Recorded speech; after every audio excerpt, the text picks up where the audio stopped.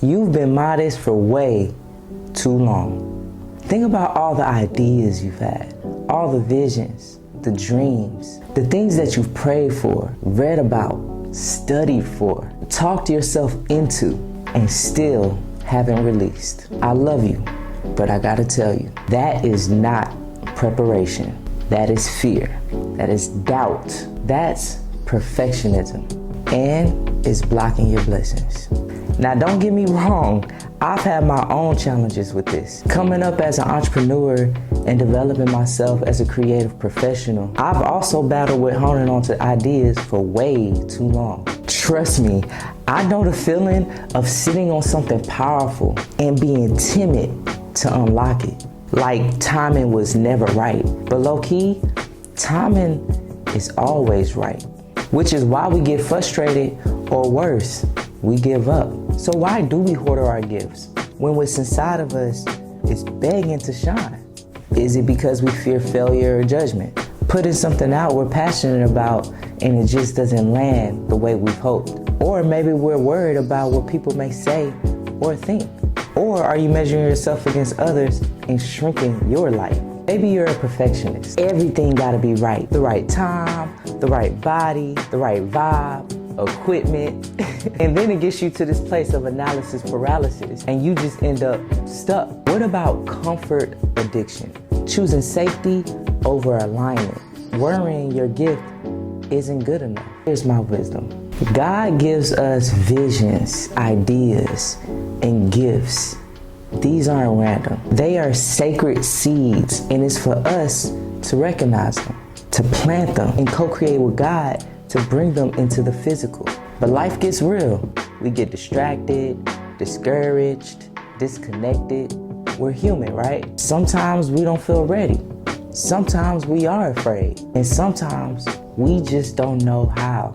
But that does not mean your vision isn't real. That doesn't mean the gift wasn't divine. Listen, we are spiritual beings living a human experience. And our job isn't to obsess over what's happening outside of us. Because when you hold on to something that God has given you, you are not just blocking your own blessings. You're literally withholding nourishment for someone else. And this is coming from my heart. Once you learn to break that cycle, pass it down, teach a child that their imagination is also sacred, that dreaming is holy, and that what exists in their mind is meant to live in this world. We all needed that growing up. Just imagine a world where all of us unlock what God has placed inside of us. That's the paradise we're praying for. But it starts with you, choosing not to hoard, but to release what's already yours to give. That's how we feed each other, and that's how we thrive. So, what are some steps to help us produce without procrastination?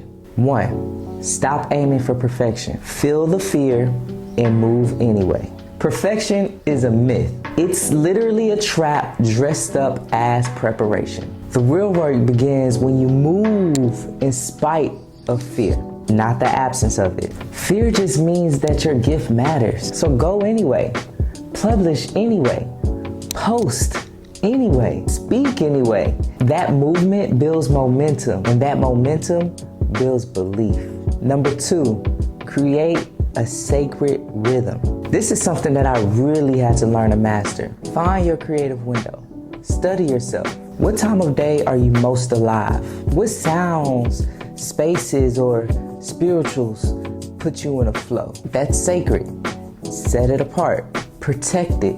Make it a lifestyle. When your creativity becomes a rhythm, it doesn't rely on motivation. It becomes a part of who you are. And number 3, this is my favorite one. Be mindful of what you consume.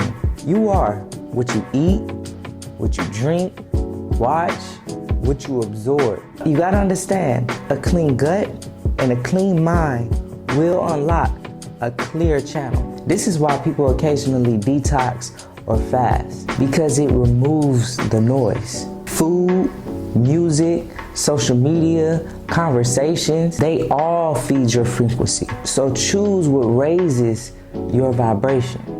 Hydrate. Move your body. Get some sunlight. Feed your soul with peace. Because the more aligned you are, the louder God speaks. And when you hear Him clearly, you move boldly. And number 4, your job is not to control how it lands. It's to obey the calling. God gave it to you for a reason. That in itself means that it's already valid. It's already powerful. It's already enough. So let go of the pressure of trying to make it perfect or popular. Plant the seed, do your part, and trust God to harvest it. Listen, what you carry inside of you, it matters. That idea, that voice, that passion project that you're second guessing, it's worth it. You are needed. And not the polished, perfect version. You. Your random ideas, your messy draft, your imperfect timing.